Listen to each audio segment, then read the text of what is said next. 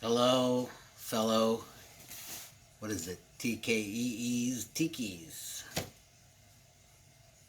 Did you know that one of Michael Bruce's father was the original writer for Star Trek?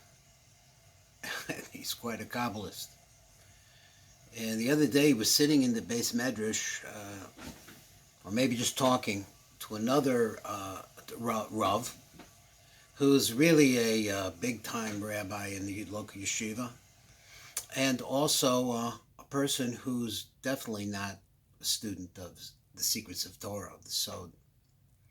And the rabbi was asking a question because my chavrusa says, although he's a very, very private, not out there type person, uh, is known as a tremendous bucky and that he has a lot of, information in all different kinds of places. And so he says, you know what? On the fourth day of creation, there's a statement over there that the moon complains to HaKadosh Baruch Hu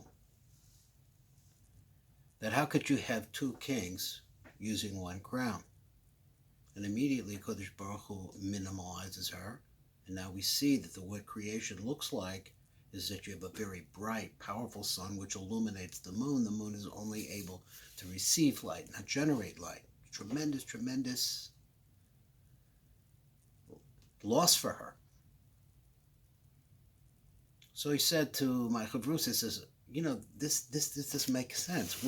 Why would that happen? What is it all about? Obviously, this is a story. This is a story that has some deeper meaning. And as I'm reading through this, and I got the idea as I was looking at ARYEH KAPLAN, that's really what this story is about. And as we go on, maybe I'll be able to elucidate that better. That's what I'd like to be able to do. What is the secret of the hismat, is what we call the limitation of the moon? Why is it that the moon has to fall? Why is it that the moon has to only receive from the sun? Why is it that she can't be giving? It's a secret. This is the secret of our story. Now, the Rav Schick says it, as we're going to say a little bit different, is he wants to bring it down more practically to our lives. That's what the Rebbe wants to do. So let's start with this story as translated by ARYEH KAPLAN. So it says like this: the royal ministers decided because to make a drinking party so that when everyone was joyous at the party, they would be able to speak of the match that they wanted to do between the doctor, who was actually the emperor's daughter, and the queen. Each minister made a party on his day, so the ministers, all these ministers, let's say the noblemen, had one party after another, and he notes that this is very similar to what we saw in the Purim story. When the day came for the physician, who was actually the emperor's daughter, to give his party, he gave them some of his special wine. He had the special wine, right? When they were drunk and in a good mood, the ministers declared that it would be nice if the queen would be able to marry the physician. So the physician said that it would be very nice. He think that might work out, but only if it would be declared without a drunken mouth. In other words, they would have to talk about this when they were sober. Queen spoke up and said how nice it would be to marry the physician, as she said that she would like to marry him. But the nation will have to agree to it, but everybody will have to agree. So the emperor's daughter, who's actually this doctor, replied it would be very nice, but only if they would say it without a drunken mouth. When the ministers recovered from their drunkenness, they remembered what they had said, and they were ashamed to face the queen because they had made such a statement. So the queen, however, had made a similar declaration, that is, that she wanted to marry the physician. And she was also ashamed to face them, and since she had said that, she was afraid to talk to the other ones to look at them. Nevertheless, they had proposed this first, but they were the ones that said it first, and now it's out there. So they began to discuss this and agreed that she should marry the physician, that is the emperor's daughter, who they still thought to be a doctor. They returned to their own country. Then all of these different noblemen went to their different stations in life, their palaces, their kingdoms, their whatever. When the people saw them coming, they were very happy. It had been a long time since the king's son had left, and they did not know where he was. The elderly king had already died, and therefore there was no one to command them, the whole group. Then the populace saw that the king's son was not there. "Where is our king?" they asked. The royal ministers told them the whole story about how the king's son had died and how they had accepted a new king who was now arriving with them. Oh, the people were very happy that the ministers had brought them a new king. The king, again, the emperor's daughter, who was now the king, ordered that an announcement be made throughout each and every country that every foreigner, visitor, fugitive, and exile must come to his wedding. No one should dare absent himself, and they would receive great gifts. There are going to be a lot of people in the capital.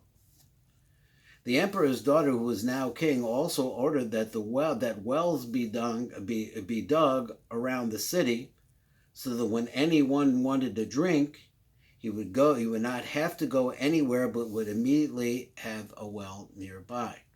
Now, when I read this in the English, there's different words for well in Hebrew. One of the words is bear. Bear is like a spring, or it's a well. And bear has a Kabbalistic meaning that I've seen, not for right here. It's very, very high level. It's a number, you have to work on the gematria there. Number 203. At any rate, we're not going to go to that right now. But the word that the Rebbe uses, actually, when we read the story from Rav SCHICK, is the word mayin.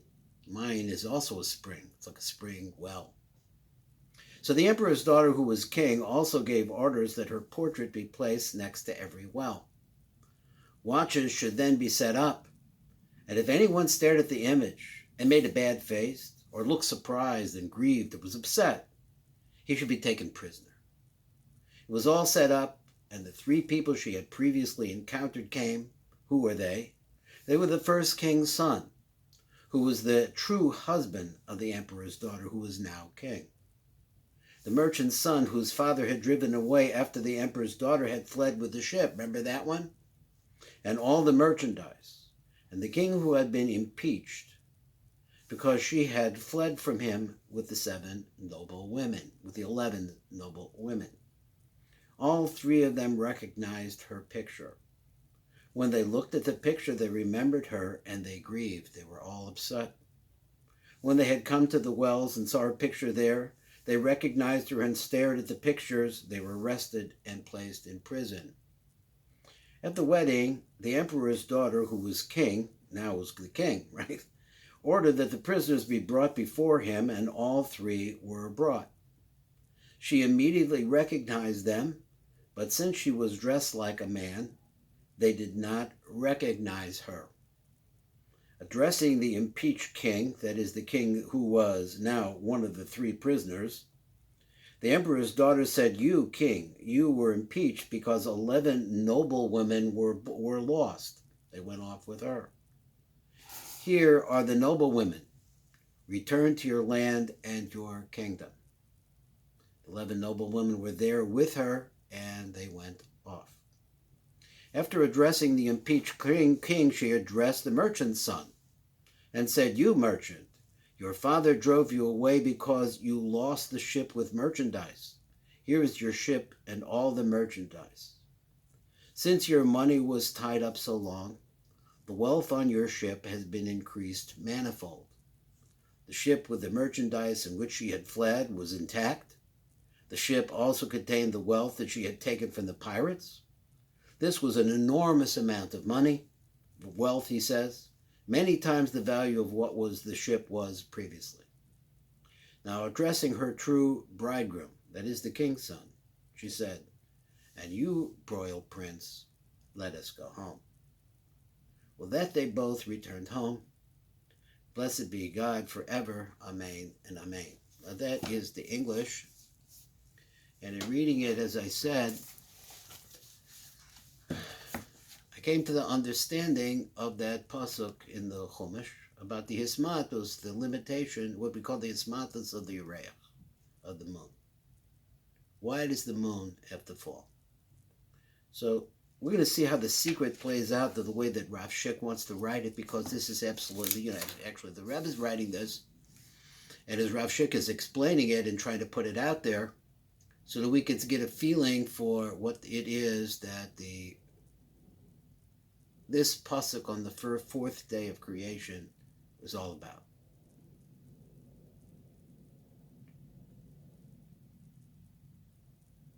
In Kabbalah, we have a concept which is called the Shvira. That what Hashem is trying to do is create a situation, let's say, just say a creation, where we can actually receive His bounty. It's not easy because He needs the bounty to be received, for what reasons it's difficult to understand. And the Shvira means that everything broke apart. Too much light. And as a result of that, the world in its oneness with the Creator is scattered instead. The parts of Kedusha are scattered with parts of lies. It's very difficult to understand what the truth is in any situation, in any culture. But there's only one truth, and it's the truth of a Kodesh Baruch Hu. The question is how, in fact, do you get the pieces that are broken, to come back? And that is really kicking into all of it. So there's a lot to it. But the basic idea of the hismatus of the ARYEH, of the limitation of the fall of the moon to the position that it's in now, is that a lot of what is broken is in darkness. And the moon, whatever the moon represents, and we, of course, many representations for that, actually falls into the darkness and is there in a holy purpose. That's really the purpose of this story. So let's look and see how we live. That's what the Rebbe wants to say. That, as I said in the last year, I said we live in the Zohamas Anachash. We live in the midst of the sea of poison that's all around us every place. It doesn't mean that we have to ingest the poison, but it's really hard to avoid. It's everywhere. It's on the billboards, it's in the television, on the radio. It never stops. So we have to live in that. He wants to talk to us. And he wants to say to us that we can find a way back to Kedusha. And that is really the culmination of the yichud, of what we call the yichud, bringing everything together into oneness with the line of the Ein Sof Baruch Hu. So let's see what Rav Schick, how he writes it. I'm going to say as much of this in what we have, the light print, in this book, just Rav Schick's answer, because we've already read the English, but some of it has to be really read in Hebrew, because I mean the English, I mean the PIRUSH. Some of it has to be read in Hebrew because the words are just so nice. So we see now all the debauchery that these people had gone through, and all the different kinds of parties. Just look at the world that we live in, all the different kinds of ways that we have physical parties. We try to divert ourselves from our true purpose in life, in order to be able to stand the fact that we're not all going to live forever. There is an everlastingness about us, but it's inside of us and it's not physical. But so easily for us to fall in the physical trap. That we see that when people start going through these party cycles, let's call it now, how they start thinking really bad thoughts. The rabbi said, Techilas Aveira, the beginning of an Aveira, is here who lev. It's what we think about in our hearts. Shniyala Litzanos, starting the party, secondary. The first thing is, he said it a little different, he said it backwards from the way I said it. He says the first thing is you start having bad thoughts. What's bad thoughts mean? You want to go to this path in life. And then you actually go down that road. Many people have fallen that way. And our job is really to keep ourselves out of it, and to lift ourselves up and bring as much as we can to Kedusha.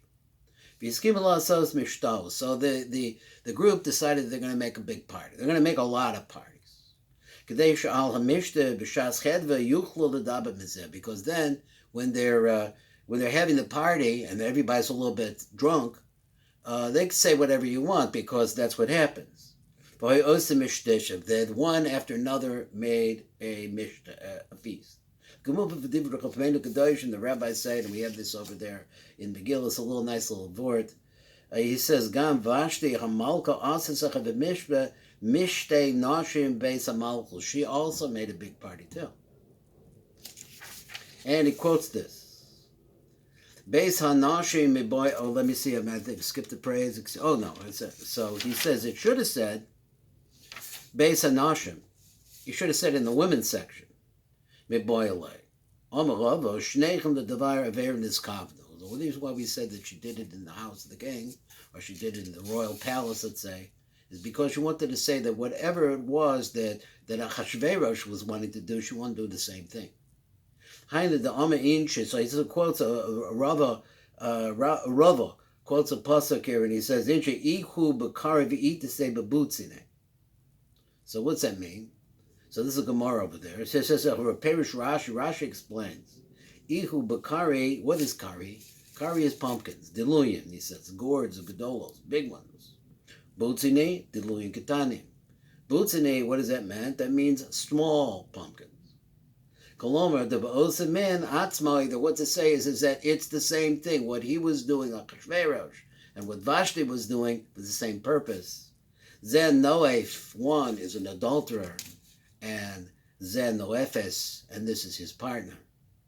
Who Omer Laharos as Yafia, he said he wanted to see how beautiful she was. She was supposed to come naked. Vihi Lakach Niskabna, she wanted to do that too. She is Takla Biyafia. She wanted them to all have such a tremendous time of her. And for this reason, this is the ultimate reason. The one thing I really like about Rabbeinu Kodesh is I'm not a great saint. But I know what an Avera is, and I know what the deepest Averas are, and he's only talking about that. He's talking about sexual Averas, getting involved in things, the Yehurim, and actions that go along with them.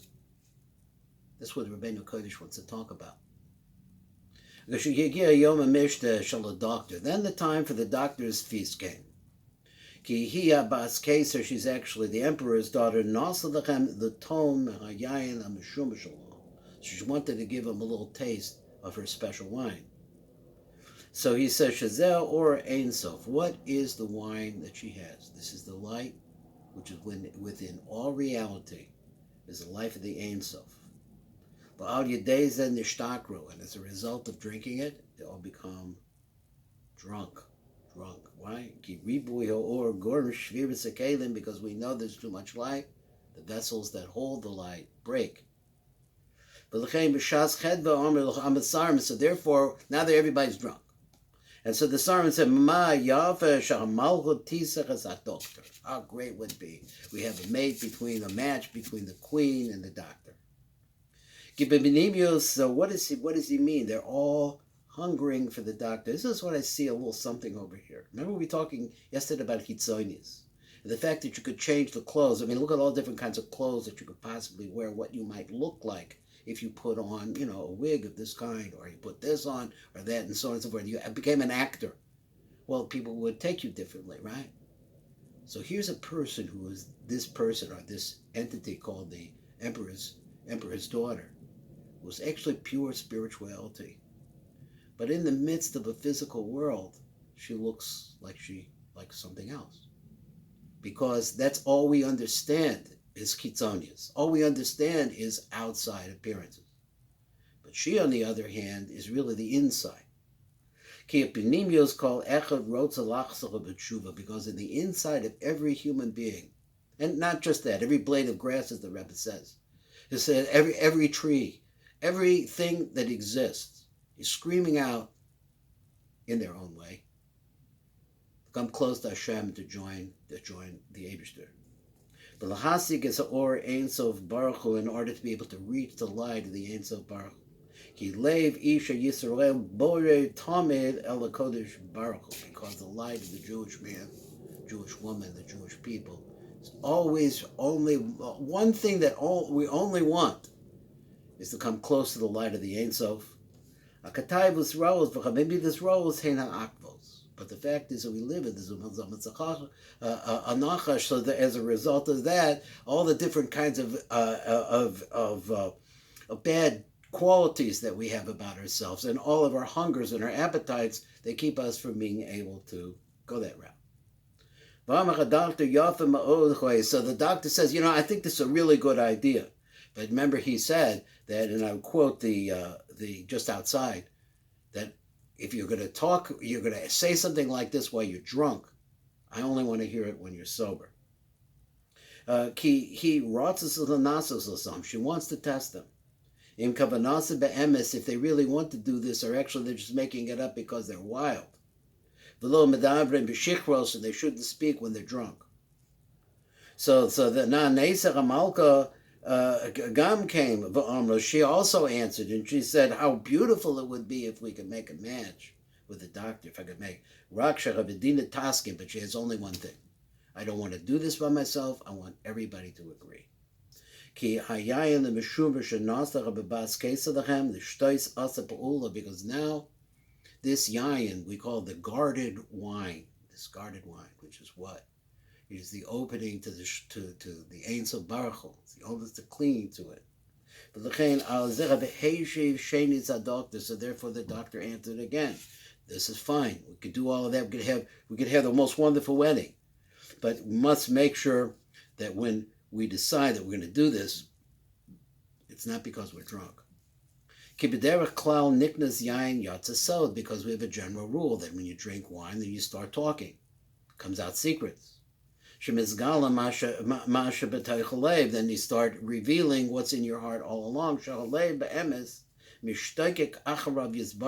always hungering. The true leib of the Jew is always hungry for Hashem. But she also wanted to see, the Bas Keser, she wanted to see and to hear that the truth is that they wanted her, who she's the representative of the Ein Sof Baruch Hu, and that she wanted her. She wanted them to be able to speak, to crave her without being drunk. Because when a person nullifies himself to the Ein Sof Baruch Hu, because he gets a taste of the Ein Sof Baruch Hu. Then he starts speaking about oneness. He starts thinking about growing closer. He starts being able to realize that everything that's in the world has this in panemius to everything in the world, but he is the one that could speak. The man is the one that could speak. That they have to speak about it in a sober way. And they want to join together, and they want to make a oneness with that. And when they come back from this sense of loss of ego, then they realize that who they actually are is embarrassing.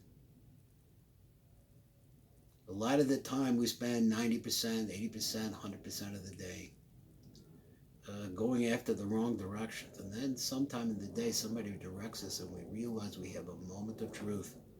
And we realize that we only want to be close to the Ein Sof Baruch Hu. I mean, look at life. Life is that so that you have to work in this world. The world has some difficulty in it. We want to get ahead. We want to get ahead of that. But in the end, the world keeps turning, and generation after generation comes and goes. What is eternal? Ein Sof Baruch Hu. But because of its nature and our nature, it's very difficult to maintain this. So he says, Rav Sipke, now, it's very difficult to talk what he says. He says l'daber betuach, openly about the Ein Sof Baruch Hu. You call echem mizbayesh me'asheni because everybody's embarrassed from the next person because they realize, who we are. But when a person comes to God, what we call in Kabbalah is called gadlus, by praying, learning, trying, and striving, so that sometimes we have a settled mind. That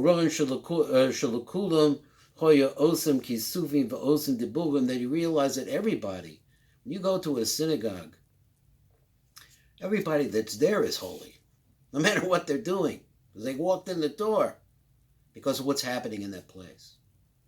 And some people join better, more longer lasting, deeper, but that's what everybody's there for. V'lechein ma'askimin, so therefore everybody agreed.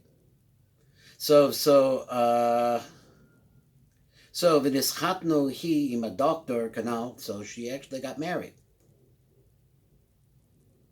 V'cholchu lebidilasam, so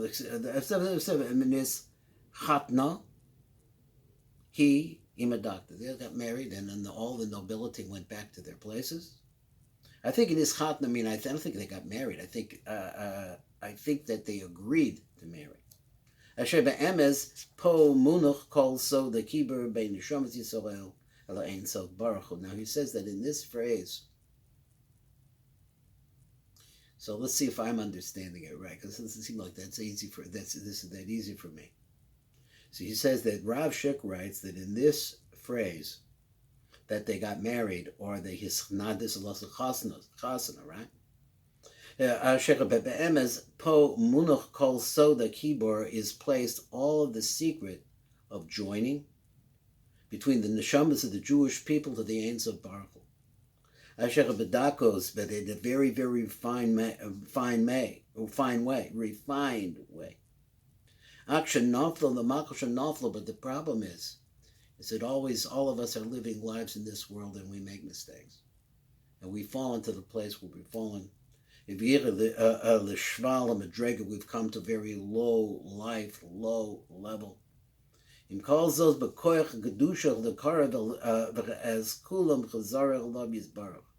the power of Kedusha is such that in the end it will bring everybody back. There'll be wonderful, magnificent things that will happen. Now I've done 27 minutes, and we're really close to the end of the story, but I don't think that the idea here is finished.